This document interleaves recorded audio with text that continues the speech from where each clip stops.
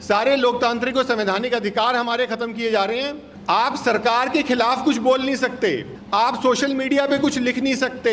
गाय भैंसों को भी मारने का कार्यक्रम चल रहा है, और ये कार्यक्रम ये कर रही है जो आरएसएस की सरकार बैठी है। जो टीके लगाए गए उससे लोग आज मर रहे हैं, जवान 15-16 साल के जो बच्चे भी हैं उनको भी हार्ट अटैक हो रहे हैं, आप देख रहे हैं। जनवरी 2021 में इस देश में वैक्सीनेशन स्टार्ट हुआ तो मृत्यु दर उसी समय बढ़ी है, सभी देशों की बढ़ी है। जुडिशरी इस पूरे क्रिमिनल ऑपरेशन को रोकने का काम नहीं कर रही है, हाई कोर्ट ये काम नहीं कर रहे, सुप्रीम कोर्ट ये काम नहीं कर रहा, पार्लियामेंट ये काम नहीं कर रही, विधानसभाएं ये काम नहीं कर रही। तो ये काम कौन करेगा? ये जनता को करना पड़ेगा। भारत में हमारी जो मीडिया है वो बिकी हुई है, सारे संस्थान हमारे जो आज बिके हुए हैं, कोई इसकी बात नहीं कर रहा। आज के समय में आधार के बिना आप कुछ नहीं कर सकते। आधार को आज हर एक चीज से लिंक कर दिया गया आप, लेकिन अब जो करेंसी आ रही है ये प्रोग्रामेबल करेंसी है, में ला रहे हैं और भारत में लॉन्च हो चुका है ई-रूपी की सूरत में। 1-2 सालों में जब ये पूरी तरह से कैश को बैन कर देंगे, या कैश मिलना बहुत मुश्किल हो जाएगा, या कैश को एक्सेप्ट ही नहीं कोई करेगा, आप कैश लेके कुछ पेमेंट करना चाहोगे कोई उसको लेगा ही नहीं। मेरा नाम कपिल बजाज है, मैं जर्नलिस्ट हूँ। मेन स्ट्रीम मीडिया में भी 10-12 साल मैंने काम किया, और अभी 20-22 साल का मेरा एक्सपीरियंस है जर्नलिज्म में। और अभी 3.5 साल से जो भारत में आप देख रहे हैं कि किस किस्म का लोकतंत्र को ख़त्म किया गया, बर्बाद किया गया है, संवैधानिक व्यवस्था को हमारी बुरी तरह से चोट पहुंचाई गई है, और कैसे लोगों के अधिकार जो हैं वो छीने गए हैं एक बीमारी के नाम पर। और बीमारी के पीछे बहुत बड़ा एजेंडा है, जिसके बारे में जो आज का विषय है कि क्या संबंध है इस कोरोना बीमारी का न्यू वर्ल्ड ऑर्डर से। तो कोरोना के नाम पे इन्होंने पूरी दुनिया से लोकतंत्र को ख़त्म करने का एक प्रोजेक्ट शुरू किया हुआ है, और ये पूरी दुनिया में चल रहा है, और जिसमें बहुत दुर्भाग्यवश भारत के लोग बढ़ चढ़ के हिस्सा ले रहे हैं। इस साल 2023 में आप जानते हैं कि G20 की मीटिंग हुई यहीं नई दिल्ली में कोई 2 महीना पहले, और वहाँ पे इन्होंने जो प्लानिंग वहाँ पे की गई वो रोंगटे खड़े करने वाली है। उसमें इन्होंने डिजिटल पूरा एक डिजिटल जेल बनाने का जो एक पूरा काम चल रहा है दुनिया में, कि कैसे लोगों को कंट्रोल करने का तरीका लोगों को है एक डिजिटल जेल बनाकर, उनका सारा डेटा इकट्ठा करके। डिजिटल आइडेंटिटी आपको पता है सबसे पहले भारत में लॉन्च हुई पूरी दुनिया में, आधार जो 2008 में लॉन्च हुई, और उसके बाद वो शुरू में उसका किसी तरह की कोई संवैधानिक उसकी वैलिडिटी नहीं थी उस डिजिटल आईडी की। उसके बावजूद एक अथॉरिटी बनाई गई और उसकी फंडिंग की गई केंद्र सरकार द्वारा, बिना किसी कानून को संसद में लाए वो अथॉरिटी ने लोगों का सबका पूरी 100 करोड़ से ज़्यादा जो हमारी जनता है उनका पूरा एक आईडी डिजिटल आईडी बनानी शुरू की, बायोमेट्रिक डिजिटल आईडी जिसको कह रहे हैं, और कैसे वो सब चीज़ों से लिंक होती चली गई। आज के समय में आधार के बिना आप कुछ नहीं कर सकते, और सुप्रीम कोर्ट के ऑर्डर के बावजूद सुप्रीम कोर्ट तक ये मुद्दा गया। आधार की जो असंवैधानिक उसका जो नेचर है उसको चैलेंज किया गया सुप्रीम कोर्ट में। सुप्रीम कोर्ट का भी इसमें एक आदेश आया, उसके बावजूद आधार को आज हर एक चीज़ से लिंक कर दिया गया, आपके बैंक अकाउंट से लिंक कर दिया गया है, आपके वोटर आईडी से लिंक कर दिया गया है, आपके पैन से लिंक कर दिया जा रहा है। अभी आप देख रहे होंगे, आपको मैसेजेस आ रहे होंगे। तो ये हर एक चीज़ से जो लिंक किया गया, ये एक बहुत बड़ा षड्यंत्र था, पूरी तरह से गैर कानूनी और गैर संवैधानिक था।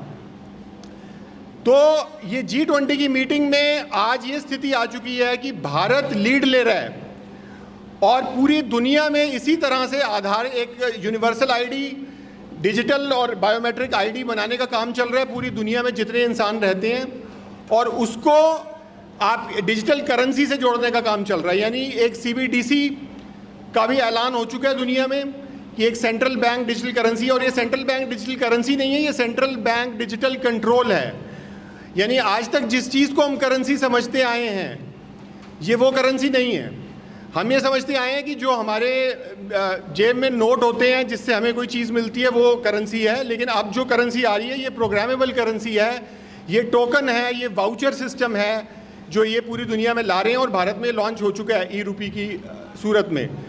ई-रूपी आपको पता है कोई ये 1 सवा साल हो गया इसको लॉन्च हुए, RBI ने लॉन्च किया, और अब ये धीरे धीरे इसका जाल फैल रहा है। आप देख ही रहे हैं कि अब पैसा जो कैश है वो मिलनी कितनी मुश्किल हो चुकी है। अगर आप एटीएम, पहले तो एटीएम बहुत होते थे, अब तो एटीएम भी बहुत कम है, और एटीएम में भी ये पैसा कैश मिलनी बहुत मुश्किल है, और सारी पेमेंट लोग अपने फ़ोन से कर रहे हैं, डिजिटल पेमेंट कर रहे हैं। लेकिन जो डिजिटल करेंसी है वो डिजिटल पेमेंट से भी आगे की चीज़ है। ये सेंट्रल जो बैंक है, जैसे सभी देशों में जो सेंट्रल बैंक बने हुए हैं, भारत में उसको आरबीआई कहते हैं, यूके में उसको बैंक ऑफ इंग्लैंड कहते हैं, अमेरिका में उसको फेडरल रिजर्व कहते हैं। तो इनकी तरफ से ये लॉन्च होगी, इसमें बैंकों का कोई दखल नहीं होगा, ये डायरेक्ट आपके सेंट्रल बैंक इसको लॉन्च करेंगे और उनका पूरा कंट्रोल होगा। जो आपको पैसे दिए जाएंगे, जो सब्सिडी सरकार से मिलेगी, जो पेंशन मिलेगी, हर एक किस्म की चीज़ सरकार से जितनी आपको पेमेंट्स होने वाली हैं, चाहे वो सब्सिडी की हो, पेंशन की हो, किसी भी चीज़ की हो, सब सीबीडीसी में होंगी। आने वाले 1-2 सालों में जब ये पूरी तरह से कैश को बैन कर देंगे, या कैश मिलना बहुत मुश्किल हो जाएगा, या कैश को एक्सेप्ट ही नहीं कोई करेगा, आप कैश लेके कुछ पेमेंट करना चाहोगे, कोई उसको लेगा ही नहीं, तो धीरे धीरे आपको एक वैश्विक सत्ता की तरफ लिए जा रहे हैं। ये जो सीबीडीसी है, सेंट्रल बैंक डिजिटल करेंसी, ये एक वैश्विक सत्ता है। इसमें लोकतंत्र का बिल्कुल खात्मा हो रहा है, सारे लोकतांत्रिक और संवैधानिक अधिकार हमारे ख़त्म किए जा रहे हैं।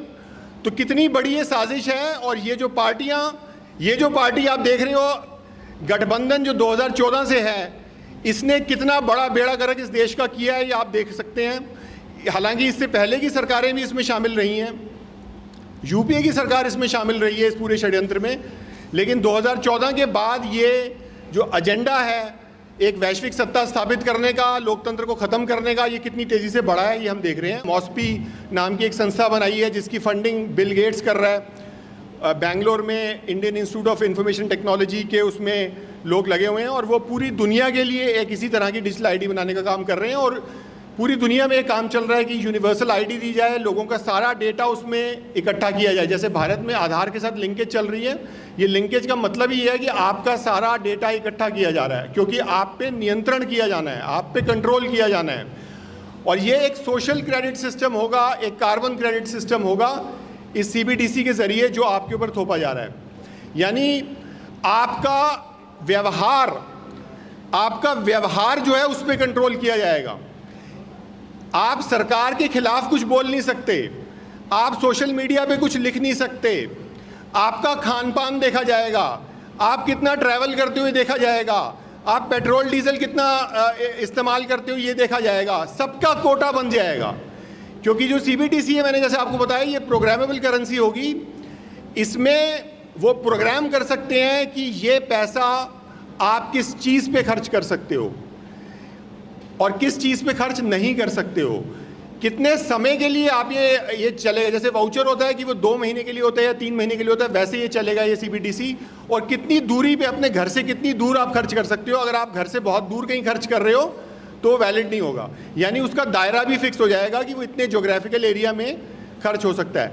तो ये आपके ऊपर पूरा कंट्रोल है। सोशल क्रेडिट और कार्बन क्रेडिट। कार्बन क्रेडिट का मतलब ये है कि इस देश में अब कार्बन का भी कानून पास हो चुका, पार्लियामेंट ने पास कर चुकी है पिछले साल 2022 में, जो कि कार्बन क्रेडिट का कानून है। ये अक्टूबर 2022 में पास हुआ था, और इसमें अब हर एक व्यक्ति का ये कार्बन अलाउंस को ये मेजर करने वाले हैं।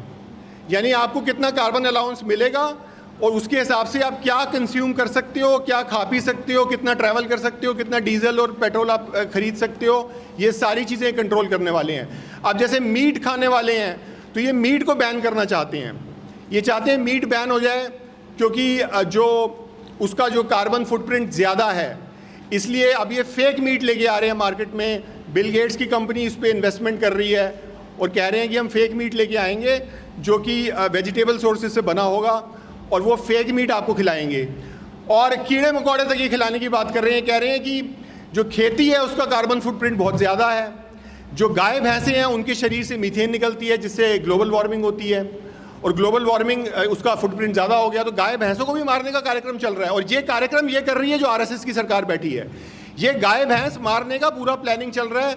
जो टीके लगाए गए उससे लोग आज मर रहे हैं। जवान 15-16 साल के जो बच्चे भी हैं उनको भी हार्ट अटैक हो रहे हैं, आप देख रहे हैं। और ये कोई भी डिस्कस नहीं कर रहा। मैं चाहूँगा कि हमारे जो डॉक्टर साहिबान यहाँ बैठे हैं वो मॉर्टेलिटी की बात करें, और बताएं कि 2021 में मॉर्टेलिटी कैसे बढ़ी है, मृत्यु दर कैसे बढ़ी है, ताकि पता चले जनवरी 2021 में इस देश में वैक्सीनेशन स्टार्ट हुआ तो मृत्यु दर उसी समय बढ़ी है, सभी देशों की बढ़ी है, और पूरी दुनिया के जितने देश हैं वहाँ मृत्यु दर बढ़ चुकी है। भारत में मैं आपको बता दूँ ये 2021 में बहुत तेज़ जंप आई है मृत्यु दर में।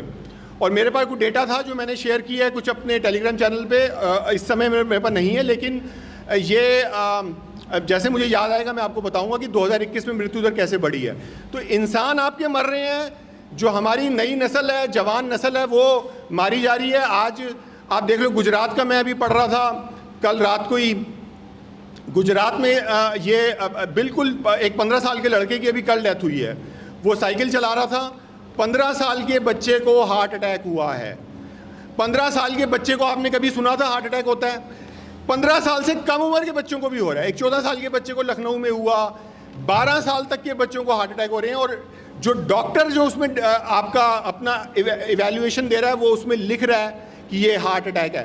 हालांकि मैं ये मानता हूँ ये हार्ट अटैक की बात भी आप ये समझ लो कि डॉक्टर को कोई ना कुछ तो चीज़ तो लिखनी है, कोई कारण तो लिखना है मौत का, वो लिख रहे हैं। लेकिन ये सब काम वैक्सीनेशन के बाद हो रहा है कि हमारे जवान लोगों को भी आज हार्ट अटैक हो रहे हैं, आपकी डेथ रेट बढ़ चुकी है। ऐसे ही जानवरों को लगाए जा रहे हैं, जानवरों को टीके लगाए जा रहे हैं।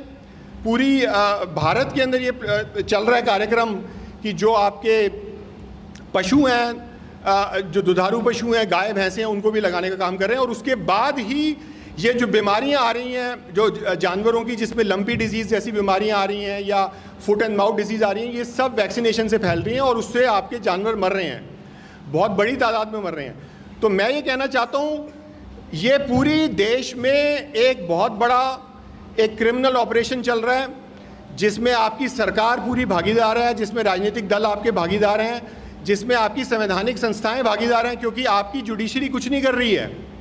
जुडिशरी इस पूरे क्रिमिनल ऑपरेशन को रोकने का काम नहीं कर रही है। हाई कोर्ट ये काम नहीं कर रहे, सुप्रीम कोर्ट ये काम नहीं कर रहा, पार्लियामेंट ये काम नहीं कर रही, विधानसभाएं ये काम नहीं कर रही। तो ये काम कौन करेगा? ये जनता को करना पड़ेगा। जनता को अपने आप को आज बचाना पड़ेगा, अपनी नस्लों को बचाना पड़ेगा, वरना हम मारे जाएंगे। ये इस समय इस देश में इतने बड़े बड़े क्रिमिनल ऑपरेशन चल रहे हैं। इसी पे मैं लिखता आया हूँ पिछले 3.5 सालों से, और अभी भी लिख रहा हूँ। और मैं चाहूँगा कि हमारे डॉक्टर साहिबान इन चीज़ों को उठाएं, जनता तक पहुँचाएं, उन्हें बताएं कि वैक्सीनेशन के बाद मृत्यु दर कैसे बढ़ रही है। मैं आपको बताऊँ यूनाइटेड किंगडम में क्या हो रहा है। वहाँ पे वो यूनाइटेड किंगडम की बात मैं इसलिए कर रहा हूँ कि वही उन्हीं के तो गुलाम थे, हम रहे हैं और आज भी उन्हीं के गुलाम हैं, तो उनकी बात भी कर ली जाएगी, उनकी पार्लियामेंट में क्या हो रहा है। तो वहाँ पे एक MP है, वहाँ पर भी ये षड्यंत्र तो हर एक जगह चल रहा है, अमेरिका में भी, यूके में भी और यूरोप में भी। तो यूके में एंड्रयू ब्रिजन नाम के एक MP हैं, उन्होंने अभी 1 महीना पहले वहाँ की पार्लियामेंट में इस मुद्दे को उठाया कि वैक्सीनेशन के बाद कैसे लोग मर रहे हैं और कैसे लोग बीमार हो रहे हैं, उनको किसी को लकवा हो रहा है, किसी की प्रजनन क्षमता ख़त्म हो गई, किसी को और बीमारियां हो रही हैं और ब्रेन स्ट्रोक हो रहे हैं, इसके अलावा पैरालिसिस हो रहे हैं। तो उन्होंने इस मुद्दे को उठाया पार्लियामेंट में, और वहाँ पे जब पार्लियामेंट में वो बैठे थे तो पूरी पार्लियामेंट खाली थी और हार्डली कोई 10-12 लोग उसमें बैठे होंगे, बाकी पूरी पार्लियामेंट खाली। तो ये काम, लेकिन फिर भी उन्होंने उठाया और इस पर डिस्कशन हुई और अब वो दोबारा एक डिस्कशन करने वाले हैं वहाँ की पार्लियामेंट में। इसके अलावा जो यूके के अंदर मैं और बता दूं आपको कि एक बहुत बड़ा केस वहाँ की, जैसे हमारे यहाँ पब्लिक इंटरेस्ट लिटिगेशन होती है, वहाँ पे क्लास एक्शन सूट कहते हैं उसको, पब्लिक इंटरेस्ट लिटिगेशन को, वो होने वाला है, जिसमें एस्ट्राजेनेका के खिलाफ ये होने वाला है। वही वैक्सीन जो भारत में 80% जनता को लगाई गई है कोविशील्ड के नाम से। तो कोविशील्ड के नाम से ये वैक्सीन लगाई गई भारत में और इसने लोगों को मारने का काम किया है। ये डीपॉपुलेशन का काम चल रहा है, आप ये मान लीजिए। डीपॉपुलेशन मतलब जनसंख्या को ख़त्म करने का। वही वैक्सीन जो है, ये इसकी रिसर्च यूके के अंदर हुई थी, ऑक्सफोर्ड यूनिवर्सिटी ने की थी, और वही वैक्सीन वहाँ पर भी लगी, यूके में भी और यूरोप के कई देशों में लगी, और वो फ़ौरन कुछ महीनों में ही बैन हो गई थी। वहाँ पे कम से कम 22 देशों में वो बैन हुई थी, 22 देशों में। और यूके के अंदर इस समय बिल्कुल नहीं लग रही है ये कोविशील्ड, बहुत पहले ये बैन हो चुकी है, जिसको एस्ट्राजेनेका की वैक्सीन कहते हैं, भारत में उसे कोविशील्ड कहते हैं। ऑस्ट्रेलिया में ये बैन हो चुकी है, यूरोप के कई देशों में ये बैन हो चुकी है। और अब जो केस आ रहा है वहाँ के कोर्ट के अंदर यूके में, वो क्लास एक्शन सूट आ रहा है जो कम से कम 100 से ज़्यादा लोग हैं जो इससे इंजर्ड हुए हैं, हालांकि इंजर्ड होने की जो तादाद है वो हज़ारों में है, वो ये केस लेके आ रहे हैं और वो शुरू होने वाला है। इसके अलावा ये केस वहाँ पे स्टार्ट हो चुका है, जिसमें एक व्यक्ति जिसको पूरा लकवा मार गया था, पैरालिसिस हो गया था वैक्सीन लगवाने के बाद। लेकिन भारत में हमारी जो मीडिया है वो बिकी हुई है, सारे संस्थान हमारे जो आज बिके हुए हैं, कोई इसकी बात नहीं कर रहा। मेन स्ट्रीम मीडिया आपको नहीं बता रहा, जबकि सच्चाई है कि मोर्टेलिटी आपकी बढ़ चुकी, मृत्यु दर बढ़ चुकी, और कोई नहीं बता रहा कि ये वैक्सीन से हो रहा है। और सरकार लीपापोती कर रही है, सरकार छुपा रही है, मौत के आंकड़ों को भी छुपा रही है। 2021 में जनगणना होनी थी भारत के सेंसस, जो 10 साल में एक बार होता है, वो नहीं होने दिया इन्होंने। वो नहीं होने दिया इन्होंने। क्यों नहीं होने दिया? क्योंकि इनको पता था कि ये जनगणना अगर हो गई तो सारा इनका खेल जो है वो जनता को समझ में आ जाएगा कि ये कैसे मृत्यु दर बढ़ी है। तो मैं ये कहना चाहूँगा कि कोरोना केवल एक फ्रॉड नहीं है, इसके पीछे न्यू वर्ल्ड ऑर्डर का पूरा एजेंडा है। पूरी दुनिया में एक टेक्नो फैशिज्म को थोपने का एजेंडा है, पूरी दुनिया से लोकतंत्र को ख़त्म करने का, संवैधानिक अधिकारों को ख़त्म करने का, मौलिक अधिकारों को ख़त्म करने का, मानवाधिकारों को ख़त्म करने का एजेंडा ये चल रहा है, जिसमें ये क्रिमिनल सरकार जो आरएसएस की बैठी है ये पूरी तरह से शामिल है। आरएसएस का इतना बड़ी इन्वॉल्वमेंट है इसके अंदर, मैं आपको क्या बताऊं। ये राम माधव जो इनका एक आरएसएस का एक वो है कार्यकर्ता, इसने एक बयान दिया था, इन्होंने पूरी किताब छापी है आरएसएस ने। आरएसएस की जो कर्नाटका की विश्व संवाद केंद्र इनकी कम्युनिकेशन विंग है, उन्होंने पूरी किताब छापी है न्यू वर्ल्ड ऑर्डर, उसका नाम ही है new world order. New world order, new paradigms, ये अंग्रेजी में उन्होंने किताब 2022 में छापी है। विश्व संवाद केंद्र जो आरएसएस की कम्युनिकेशन विंग है, इस पे एक पूरा वीडियो है राम माधव का, और वो ये साफ कह रहा है कि 3 इसके एस्पेक्ट्स हैं न्यू वर्ल्ड ऑर्डर के। 3 बातें कर रहे हैं। पहली कह रहा है बीमारी, यानी पब्लिक हेल्थ का जो ये फ्रॉड एजेंडा है, जिसमें ये फेक वायरस लेके आ रहे हैं। फेक वायरस के नाम पे ये कह रहे हैं कि महामारी आ गई, जो कि नहीं आई, झूठी महामारी है, और उसके नाम पे ये आपको जहरीले इंजेक्शन लगाने का काम कर रहे हैं। तो ये चलता रहेगा। जैसा कि आपने देखा कि कोरोना के बाद ये कहते हैं कि नए नए वेरिएंट आ रहे हैं इस वायरस के, वो सब फ्रॉड था, कोई वेरिएंट नहीं थे, और उसके लिए कह रहे हैं कि नई नई वैक्सीनें आपको लगानी पड़ेंगी। वैसे ही और बीमारियां लेके आएंगे, फेक बीमारियां, झूठी बीमारियां, और उनकी आपको नई नई जहरीली वैक्सीनें लगा के आपको मारा जाएगा। दूसरा जो राम माधव ने कहा, पब्लिक हेल्थ के अलावा दूसरा जो एजेंडा है वो है क्लाइमेट चेंज का। क्लाइमेट चेंज में की कहीं भी पोल खोलनी ज़रूरी है। क्लाइमेट चेंज में आपसे कहा जा रहा है, इस पूरे दिल्ली एनसीआर में आप देख लो, ये धुंध सी छाई रहती है, ये जब से खासकर पिछले 1 महीने से आप देख ही रहे हो, लेकिन ये पूरा साल चला है यहाँ पे जियो इंजीनियरिंग का काम। पूरी भारत के अंदर केमट्रेल से, विमानों से ये बहुत ही जहरीली गैसेस छोड़ी जा रही हैं। सभी पूरे भारत में हो रहा है। भारत के जितने शहर हैं, सारे मेट्रोपॉलिटन एरिया, अर्बन एरियाज़ में ये काम हो रहा है। मुंबई में चले जाओ, वहाँ पे हो रहा है, दिल्ली में हो रहा है, कलकत्ता में हो रहा है, चेन्नई में हो रहा है। विमानों से छोड़े जा रहे हैं जहरीले, उसके अंदर पदार्थ हैं, उसमें हैवी मेटल्स हैं। अगर आप पानी और मिट्टी का अगर आप टेस्ट करा लो तो आपको पता चल जाएगा कितने छोड़े जा रही हैं। जो दिल्ली में आपको सारी धुंध और स्मॉग नज़र आ रही है, ये इसी वजह से हो रही है। ये जियो इंजीनियरिंग से हो रहा है। और अब ये दिल्ली की जो सरकार है वो कह रही है कि हम कृत्रिम बारिश कराएंगे, ये भी जियो इंजीनियरिंग है। यानी जियो इंजीनियरिंग को एक सामान्य चीज़ बनाया जा रहा है जनता के माइंड में। ये कहा जा रहा है कि जियो इंजीनियरिंग तो अब करनी पड़ेगी, क्योंकि क्लाइमेट चेंज इतना ज़्यादा गंभीर हो चुका है कि हमें ये बहुत बड़े बड़े कदम उठाने पड़ेंगे, कृत्रिम बारिश भी करानी पड़ेगी, ताकि ये जो सारा धुंध सी और स्मॉग सी छाई हुई है ये ख़त्म हो। तो मैं आपसे कहना चाहता हूँ, क्लाइमेट चेंज का एजेंडा एक झूठा एजेंडा है। केमट्रेल्स आप देख सकते हैं, हमने बहुत सारे वीडियो शेयर किए हैं, आप भी देखिए। आसमान की तरफ देखना शुरू करो कि ये सूरज को छुपा रहे हैं, सूरज को ब्लॉक करने का काम कर रहे हैं, और इसको ये ब्लेम कर रहे हैं कि ये प्रदूषण की वजह से हो रहा है। ये प्रदूषण की वजह से नहीं हो रहा, ये जियो इंजीनियरिंग का काम चल रहा है इस देश में, बहुत ही शैतानी काम चल रहे हैं। और तीसरा चीज़ मैं आपको बता दूं, तीसरा एक मैंने आपको बताया पब्लिक हेल्थ का झूठा एजेंडा, दूसरा मैंने क्लाइमेट चेंज का आपको बताया, और तीसरा मैं आपको बता दूं वो है जिसको ये 4th इंडस्ट्रियल रेवोल्यूशन कहते हैं, जो टेक्नोलॉजी का एजेंडा है। टेक्नोलॉजी के एजेंडा में ये आर्टिफिशियल इंटेलिजेंस ला रहे हैं। आर्टिफिशियल इंटेलिजेंस से आपके जीवन को नियंत्रित किया जाएगा, इसीलिए आपका डेटा इकट्ठा किया जा रहा है, जिसके लिए ये डिजिटल आईडी है, और आपकी डिजिटल करेंसी जो आ रही है, CBDC जो आ रही है, सेंट्रल बैंक डिजिटल कंट्रोल, मैं उसको कहूँगा, करेंसी नहीं कहूँगा। तो ये 3 एजेंडा हैं जिसकी बात राम माधव कर रहा है, RSS का आदमी। इनकी पूरी इन्वॉल्वमेंट है इस क्रिमिनल ऑपरेशन में आरएसएस वालों की, और इस देश को इन्होंने बर्बाद कर दिया। आप देखेंगे कि आगे ये और कितना बर्बाद करेंगे। और मैं चाहता हूँ इस पूरे एजेंडा को समझा जाए समग्रता के साथ, कोरोना के फ्रॉड को समझा जाए और जनता तक पहुँचाया जाए, ताकि इन लोगों से जो ये इस समय काबिज हैं सत्ता पे, इनसे निपटा जा सके और उन पूंजीपतियों से निपटा जा सके जो इसको स्पॉन्सर कर रहे हैं इस प्रोजेक्ट में।